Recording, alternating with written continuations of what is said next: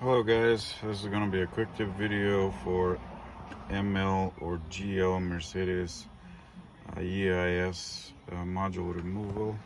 How to easily take out the EIS module. Of course, this collar unscrews from the front of the module, and then here we have to remove the ashtray. Only a couple of screws are holding the ashtray, and then this will pull out of its place, and then disconnect the connector on the back of it, and then this face plate for all the controls just pries out of place, starting from the bottom of it. Start slowly lifting up until it pops out of place. Disconnect all the connectors, and then now we have this opening here that you can reach in, and the cables, the wires on the back of the EIS module are long enough to where you can pull it out through here. And the only way you can take this EIS module through the opening is in like that. You have to put it in this position. Get it out.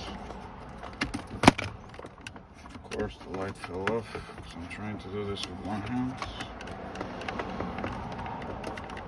Come on. There. Like so.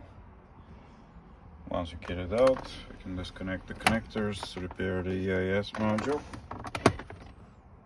and put it back on. Actually, I repaired the EIS module already. Problem with these modules, actually the customer was experiencing dash instrument cluster will go blank from time to time, and